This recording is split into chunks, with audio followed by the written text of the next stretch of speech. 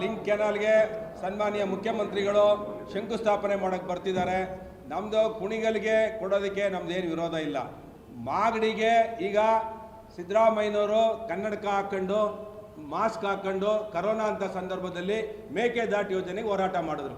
ಯಾರ್ಯಾರೋ D K Shivakumar ಪಕ್ಕದಲ್ಲಿ ನಿಂತ್ಕೊಂಡು ಸಿದ್ದರಾಮಯ್ಯನವರು ಅವತ್ತು 5,000 ಕೋಟಿ ಇಡಬೇಕು, ಬಿಜೆಪಿಯವರು ಅಧಿಕಾರದಲ್ಲಿದ್ದಾರೆ, ಮೇಕೆದಾಟು ಯೋಜನೆಗೆ ಅನುಮತಿ ಕೊಡಬೇಕು ಅಂತೇಳಿ ಭಾರಿ ಮಾತಾಡಿದ್ರು.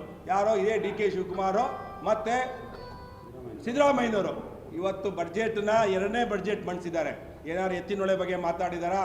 ಮಿಸ್ಟರ್ ಡಿ ಕೆ ಶಿವಕುಮಾರ್ ಅವರೇ, ನೀವು ಬಹಳ ಮಾತಾಡ್ತೀರಾ. ನೀವು ಟ್ರಬಲ್ ಶೂಟರ್ ಅಂತೇಳಿ ಹಿಮಾಚಲ ಪ್ರದೇಶಕ್ಕೆ ಹೋಗ್ತೀರಾ. ನಮ್ಗೆ ಸಂತೋಷ, ನಿಮ್ಮ ಬಗ್ಗೆ ನಮ್ದು ಏನು ತಕರಾಲಿಲ್ಲ. ನೀವು ಕುಣಿಗಲಲ್ಲಿ ರಾಜಕೀಯ ಮಾಡೋದಕ್ಕೆ ಮಾಗಡಿಲಿ ನಿಮ್ಗೆ ಓಟ್ ಬರಲ್ಲ, ಅದು JDS ಬೆಲ್ಟು ಅಂತೇಳಿ ಮಾಗಡಿ ಕುಣಿಗಲ್ಗೆ ನೀರು ಕೊಡೋದಕ್ಕೆ ಇವತ್ತು ಮೇಕೆದಾಟು ಯೋಜನೆ 5,000 ಕೋಟಿ ಇಟ್ಟಿಲ್ಲ. ಬಡ್ಜೆಟಲ್ಲಿ ಒಂದು ಮಾತಾಡಿಲ್ಲ ಅದ್ರ ಬಗ್ಗೆ, ಮೇಕೆದಾಟು ಬಗ್ಗೆ. ನೀವು ಹೇಮಾವತಿ ಬಗ್ಗೆ ಒಂದು ಮಾತಾಡಿಲ್ಲ, ಎತ್ತಿನೊಳೆ ಬಗ್ಗೆ ಒಂದು ಮಾತಾಡಿಲ್ಲ. ನೀವು ಇವತ್ತು ನಮಗೆ ಈ ತುಮಕೂರು ಜಿಲ್ಲೆಗೆ ನೀರು ಸಾಲ್ತಾ ಇಲ್ಲ. ನಮಗೆ ಇವತ್ತು ತೀರುವ ಬರಗಾಲ ಹೋದ ವರ್ಷ ನಾವು ಎದುರಿಸಿದ್ದೇವೆ. ನಾವು ಇವತ್ತು ಆಧುನೀಕರಣ ಮಾಡೋದಕ್ಕೆ ನಮ್ಮ ಸರ್ಕಾರ ಇದ್ದಾಗ, ಕುಮಾರಸ್ವಾಮಿ ಅವರಿದ್ದಾಗ 600 ಕೋಟಿ ಕೊಟ್ಟರು. ಇವತ್ತೇನೋ ಅಗಲೀಕರಣ ಆಗಿ ನಾವು ಸ್ವಲ್ಪ ಉಸಿರಾಡುವಂಥ ಪರಿಸ್ಥಿತಿಗೆ ನೀರನ್ನು ನಮ್ಮ ತಾಲೂಕುಗಳಿಗೆ ತುಂಬಿಸೋದಾಗಿದೆ.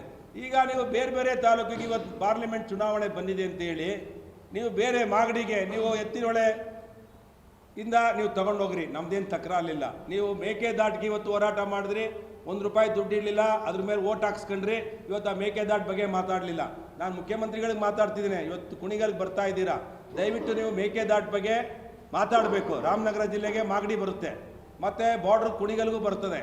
ನೀವು ಏನಿವತ್ತು ಲಿಂಕ್ ಕೆನಾಲ್ ತಗೊಂಡು ಮಾಡಿಗೆ ನೀರು ತೊಗೊಂಡು ಹೋಗ್ತಿದ್ದೀರಾ, ನಾನಿವತ್ತು ತೀವ್ರವಾಗಿ ನೀರು ಅದು ಬರಲ್ಲ, ನನಗೆ ಕುಣಿಗಲ್ಗೆ ಬರಲ್ಲ ನೀರು, ತುಮಕೂರು ಜಿಲ್ಲೆಗೆ ನಮಗೆ ಬರೋ ಪ್ರಮಾಣದಲ್ಲಿ ನೀರು ಬರ್ತಿಲ್ಲ.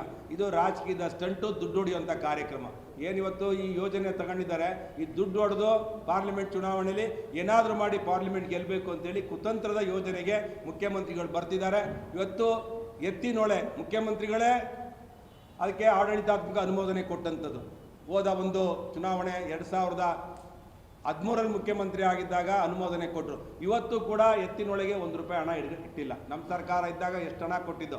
ಈಗ ಸಿದ್ದರಾಮಯ್ಯವರು ಮುಖ್ಯಮಂತ್ರಿ ಆಗಿ 1 ವರ್ಷ ತುಂಬಿತು, 2 ಬಡ್ಜೆಟ್ ಮಂಡಿಸಿದ್ದಾರೆ. ಹೇಳ್ತೀನಿ ನಾಳೆ ಪ್ರೆಸ್ ಮೀಟ್ ಮಾಡ್ತಾ ಇದ್ದೀನಿ ಆ ಬಡ್ಜೆಟ್ ಬಗ್ಗೆ. ಈಗ ನೀವು ಕೇಳಿದಕ್ಕೆ ಈ ಲಿಂಕ್ ಕೆನಾಲ್ ಕೇಳಿದಕ್ಕೆ ಇದನ್ನು ಲಿಂಕ್ ಮಾಡಿದೆ ನಾನು.